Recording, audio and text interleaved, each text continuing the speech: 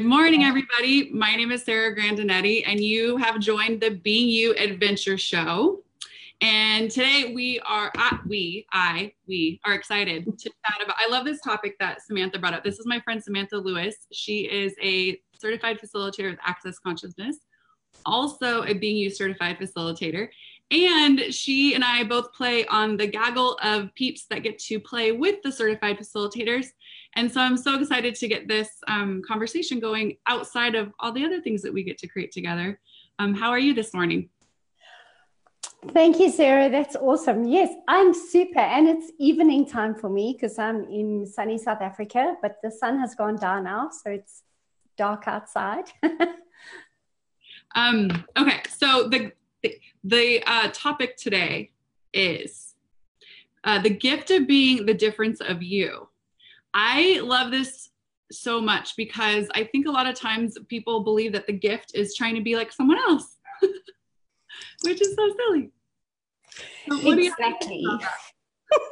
Exactly. And we take a lot of energy it takes a lot of energy, shall I say, to actually be like someone else, because you're really not like that person. People who are being themselves. It's not an exertion of energy. It's just a natural way of being. But when you're trying to be like something or someone else, it involves a lot of thinking. It involves a lot of doing, and it involves a lot of comparing and a lot of judgment of yourself, a lot of judgment of everyone else around the world. And it also involves that game of polarity that we get stuck into so often, of what's right, what's wrong, what's good, what's bad, what's perfect, what's not. And as we do that, we actually start diminishing more and more and more of who we really be for ourselves with all this comparison that we're making.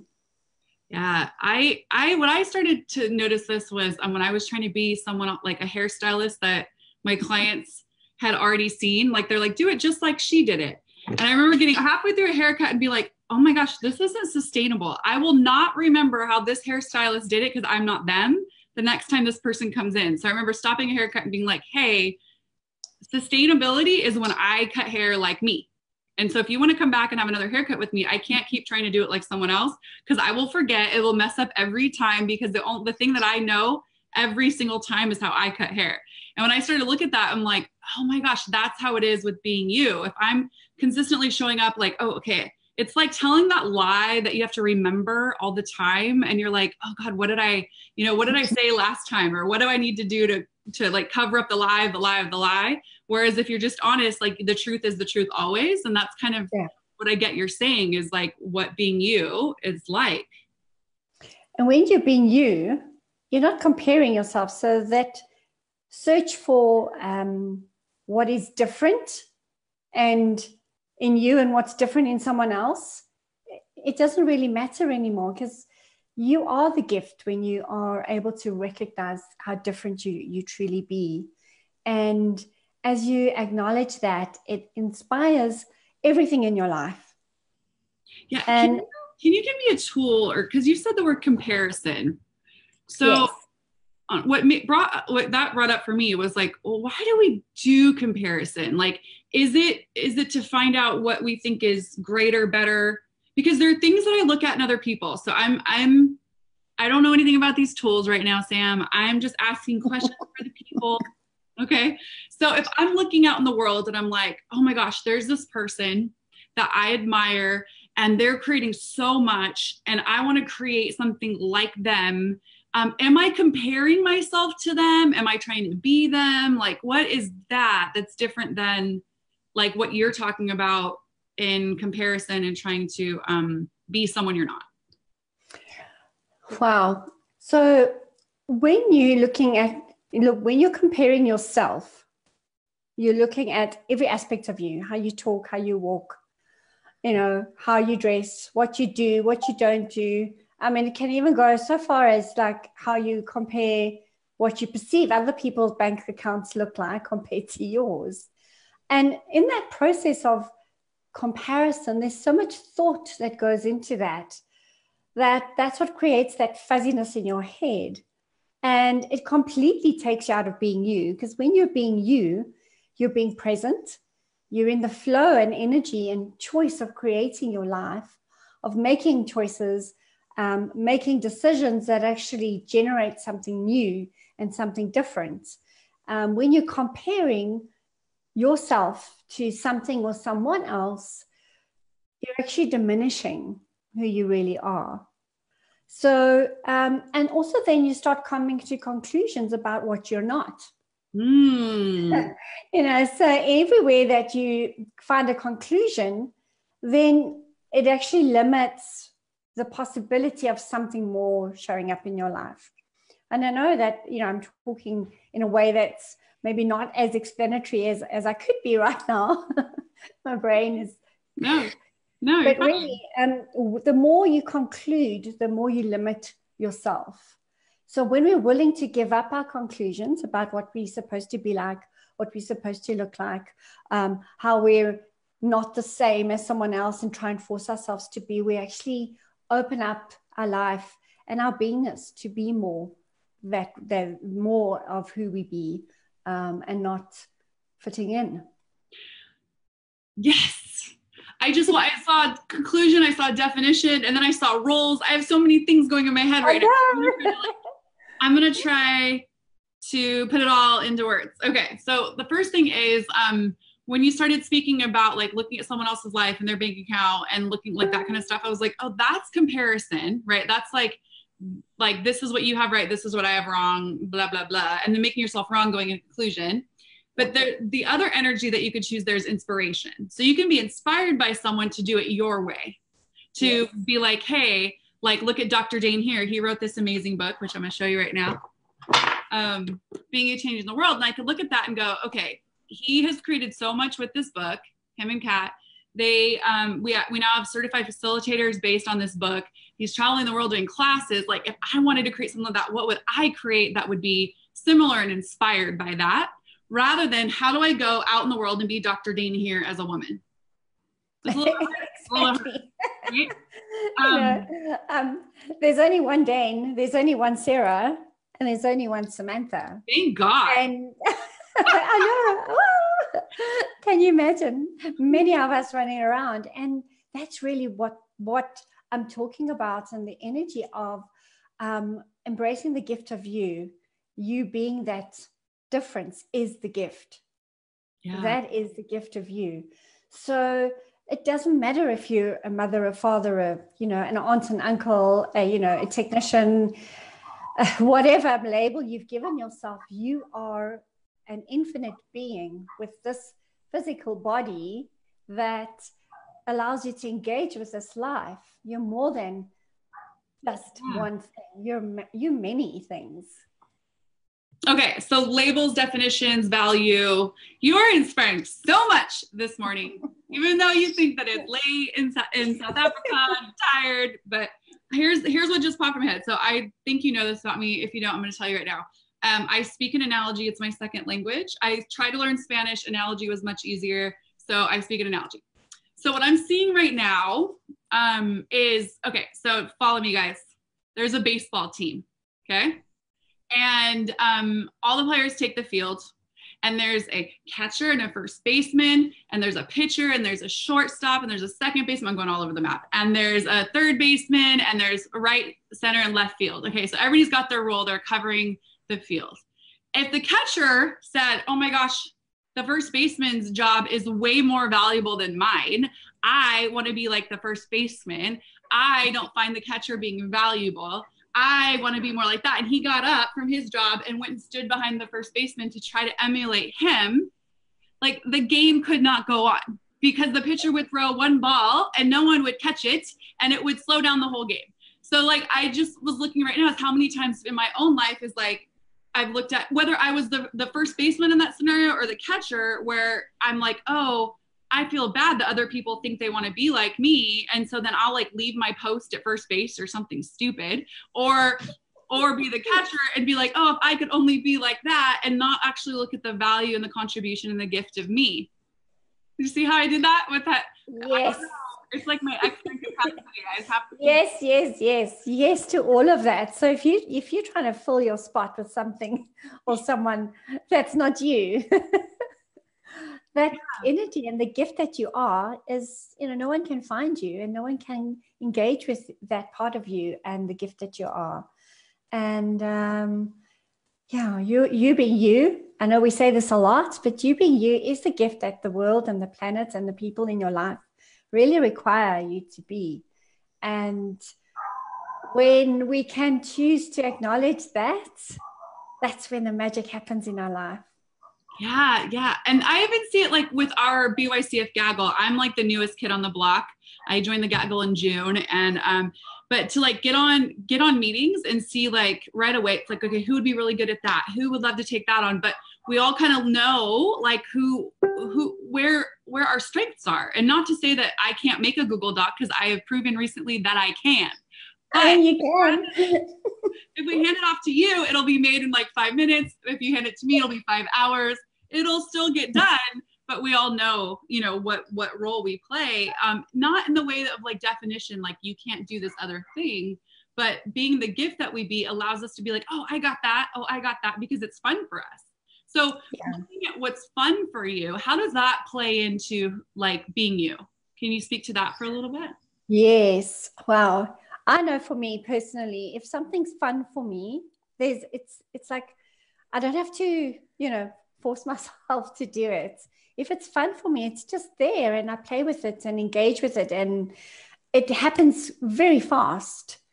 If I have to convince myself to get up and do something, then I know that it's not really that much fun for me. Yet that doesn't mean that there's things in my life that I do that are, let me change that. There's not things in my life that I don't do, that I have to do, that aren't fun for me. So I kind of like, there's a combination of things in our lives that we have that are fun for us and that aren't fun for us. That when we add more of the things that we really enjoy, that are really fun for us, it actually makes those things that aren't so much fun a lot more fun. It's crazy. I couldn't agree more. And I think that like when we're looking at being you, if you start to look at the things that are fun for you, you get more, it's like more like a clue of the things that are you. So like for me, before the idea of the Being You Adventure Show came out, I know I love talking to people, and I know that I'm outgoing. I'm not often shy. It does show up though. But then to come on and do this show and see how much fun it is to do it, it gave me more of an awareness of like the gift I am in the world is that like I can get on and do this with like no script and no, I don't have a producer here setting up lighting or anything like that. We just get on and we play. And that is part of who I be, the gift that I be, that I can do something like that. And what I'm trying to say is, you guys, if you're looking for like, oh gosh, how do I be me? Like, first of all, get this book. There's a lot of amazing tools in it. You can go on Amazon, you go to drdanehere.com, you go to a number of other places, but PM me if you need that information. Or someone could put that in the chat. Maybe we put are you on? I think Laura's on. If you could put the Being You Changing the World book in the chat, that would be awesome. But if you're looking for like, okay, how do I even start being me? I get that I'm trying to be someone else. How do I start? A great place to start, and an awareness that you could be looking at is like, what is fun for you? What do you really enjoy? Because that comes from who you actually be. All the other stuff is just things that you have to do. If you're not having fun every day, then are you creating from being you? And also, the things that you just do that you don't think about. And it's really different for everyone. And what you were saying earlier about starting the show, we had an expo this weekend, and I realized I actually also really, really love talking to people. Yes, we're talking about being you and the Access Consciousness tools to everybody that came by, but totally following the energy and inviting and engaging with people to receive something. And people would come and they would engage and they would ask questions. And it's like, often the things that you think you're not good at are the things that you are really good at. And the things that you admire in other people that they're really good at are the things that you're really good at too. Because if you can really acknowledge or see a gift in somebody else, the only way you know that that is a gift is because you have it too. And that is something that Dane often says in classes, and that opens up a space of possibilities for so many of us who constantly judge ourselves for not being something or someone that we perceive are possibly better than us, but aren't really, because we're all different. And it's acknowledging the difference that we truly be is the gift of having a life and really living it to the full capacity that we can by just acknowledging the gift that we are. I love that. So how does someone start? Like, so if someone's watching this and they've never heard of Being You, they don't even know that it's a concept that they could choose. What's a tool that, or a question that they could start asking? And if you could also describe what asking a question looks like. I know that sounds so silly and elementary, but I feel like people ask it once and then they run out the door and then they're like, what do you mean keep asking? Like, so I know. will you describe like a tool that someone could start with, and then and then how that actually looks like? Sure. So, and thank you for that, because what I would have said anyway to your question is always start with a question. Ask a question, and the question to start with is, who am I being? And you can add on the word now. Who am I being now? Who can I be if I was being me? And you'll notice that as you start asking these questions, there's actually an energy that becomes available, kind of like an energy that pops up, or maybe your body feels a little lighter, or maybe an awareness will pop in. Because just a very quick example, like if you ask yourself, who am I being? And you're a woman and you get the sense of, oh, I'm being my mom, then you're being your mom. Then you're being the energy of her. And often we do that, especially if we're parents. We tend to mother like our parents mothered us and all of those things. And I don't want to go into the long-winded story of that, but really go with the very first thing that you become aware of. So it's not like an answer that's definitive. It's just you get a sense of what it is and follow your knowing on that. And once you get a sense of that, you just look at it and go, wow, okay. So if I were truly being me, who would I be? And what could I choose? Because it starts then to slowly unlock the places where you have been hiding yourself by asking these questions. And the veil or the masks that you've been hiding behind slowly start to evaporate the more you ask the question. So yes, it's not a question that you just ask once. I ask myself that question often. And sometimes also, like, we also perceptive of other people's thoughts, feelings, and emotions. Like I'll be on a call and talking to someone, and all of a sudden I'll feel like, oh, I feel like this person. Okay, who am I being now? And then I'll just switch out of that and just start being myself again, because we're so connected and in tuned into other people's thoughts, feelings, emotions, and how they're being, how they're feeling, and what's going on in their life. So we do kind of tend to tune out. So to tune yourself back into your own radio station, ask yourself, who am I being? Yeah. That is an amazing tool, especially like in the moment. I know I use it. I'm so glad you brought up parenting, because I use it a lot in parenting. And what's funny is the more that you become aware of the energies that you actually don't be, the easier it is in my interesting point of view, to find the ones that I truly be. Because what happens is, like, I don't yell at my kids. I don't like do corporal punishment, spank, or anything like that. I've never chosen that.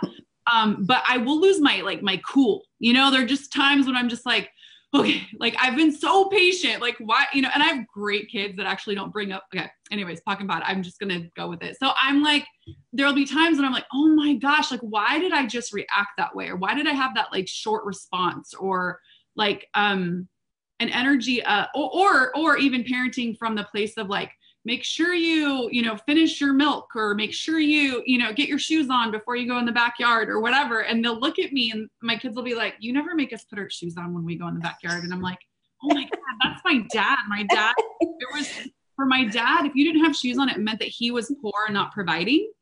And so you always had to have, like, I'm surprised we didn't sleep in shoes. I'm not kidding. Shoes were like a thing in my household. So every time I do something like that, I'm like so aware that I'm not being me, and I can like check it, you know? And what's cool is if you have other people in your life that are actively desiring you to be you and they want to be them, you can give them the tool, and careful if you give it to your kids to ask you, who are you being right now? Because when an 8-year-old looks at you and goes, who are you being right now? It's really like, oh shoot, right now. But yeah, that's such a great tool. And I'm so glad that you shared that one. And like, if I were truly being me here, like, what would I choose? What would be available to me that might not be available to anybody else is another one. I see, like, in group creations, I'm aware that if I'm being me, and all of them are being them, right? We all get greater because there's something that I can choose for that group that no one else in that group can choose. And there's something that someone else can choose in that group that I could never choose. And if we are all choosing from the space of what's available to each of us individually, with the difference, like, the whole thing gets so much greater. Yeah. And it's so cool to play with people like you that use the tools and the tools of access consciousness, those of you who aren't aware of what it is we talking about. Hi, Tara. Yes. Diana. Hi, Parveen. I just got a little bit off kilter with saying hello to everybody. You were quoted a number of times. Laura says that she wants to write this all down because you're so brilliant. Thank you so much. And one thing I wanted to add there is that when you ask the questions, and the questions of access consciousness actually empower us to know that we know. Just so that you know. So when you ask, who am I being? It's to know that you do know. To acknowledge that your knowing is far greater than you're willing to give it credit for. And if you ever wonder if you're going to be losing yourself somewhere along the line, you can never lose you. The only thing that can occur is you give up any conclusion or any judgment or any lie that you've ever bought is true about you. When you're willing to be you and ask, who am I being? And if I were being me now, who would I be? That just unlocks the magic and possibilities of you as a magical, infinite being. Yeah. And one of the things you said a number of times today is the gift that we be in our difference. And what I think is key too is that once you become aware of the gift that you be, to acknowledge it, to like be present with it and actually see it as a gift and acknowledge it as a gift to the world, really, to anybody who gets to receive the gift. And not be like, okay, so you could go into like, okay, I'm different. And if you don't add the gift part, it's really easy to be like, I'm different. I'm the outsider. I'm the weirdo or something. Yes. Acknowledge the gift of your difference. Is how it's anytime you acknowledge something, you get to continue to choose it. And it's so much easier. It's like when you order food from one of those app delivery services and then you go back into the app. Watch this, you guys. The app has acknowledged you for what you like to order, right? So the app pulls up, would you like to order this again from the restaurant, Sarah, who you've been ordering food from all week? And then I click it because it's so easy. It's right there. I've already acknowledged that I like that with the app. The app acknowledged me for liking that. And then I don't have to go through the menu again and find it. That's what acknowledging is like. So when you acknowledge something you've created, like your food order, it will pop back up in your life and go, there it is again. And you can create more of it and more of it, whether that's your creations, your magic, who you be, being willing to acknowledge it. Because if you kind of ignore it and hide it from yourself every time, you have to go find it again. And it's not as easy. So if you want the easy route, acknowledge the gift that you be as well. Yes, I love that. Acknowledging. I'm breaking things. Are there any questions that you guys want to pop in the chat? Hi, Betsy. Hi, Deb. Hi, Tara. I already said hi to Tara. Hi, guys. Yeah. So is there anything that you have coming up where people can join you live or online? Yes, we haven't posted it yet, but I'm sure you heard my spoke about it last week. We've now changed our live class to an online class, and it's called Being You with kids and teenagers. So we're going to do a 4-part telecall on that, and that will be coming up very, very soon. And they can find that on like your Access Consciousness profile? On our Access Consciousness profile, yeah. Cool. Awesome. Yes, Tara says like black sheep. Yeah, absolutely. Black sheep are beautiful. It's funny when you actually look at like difference. Like if you find a black diamond amongst all the white diamonds, you're like, let me have the black one, right? If you go and you find a black sheep amongst all the white ones, you want to go to the black one and pull it out and go, you're so magical. You're one of a kind. I love you so much. But somehow when we go into the world and we're different, we're like, no, let's be like all the white sheep. It's so funny when we actually have one of a kind with who we be. Thanks for bringing that up, Tara. I think that's actually kind of cute and comical of all of us. Oh, cool. So Laura just put in your profile in here. Awesome. Thank you. Thank you, Laura. There are no other questions I see coming up. Do you have anything else you want to say?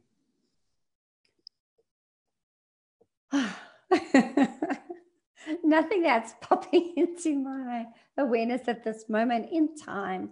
But I just wanted to say these conversations that we have on this radio show online is so amazing. Just getting to engage with all the different Being You facilitators, and really each person that comes on shows up, and you can see the gift that they are in the way that they deliver and introduce their topics and the conversations that they are. And, you know, my wish is to see each person in the world just being that for themselves, just showing up, talking to the world in the way that's unique to them, and allowing that energy of playfulness and joy and ease just to be part of your everyday life, and your beingness will be there always. Just show up. I love it. If you guys want more information on getting to a Being You class, you can go to beingyouadventures.com as well. And I have a class coming up I'm so excited about at the end of we're in September, the end of this month. I don't even know what month it is. I'll be in Omaha, Nebraska for my 2.5 day. I'm super excited. That is also on the Access Consciousness website. And you can contact either one of us online. And if you enjoyed listening to this today, would you be willing to share it on your page so that more people can find the tools and find the book and get the possibility of being you out there? Thank you so much for joining me, Sam. Thank you so much. I adore you. And you guys, what if you being you is the greatest adventure? We'll see you later. Yes. Bye. Bye.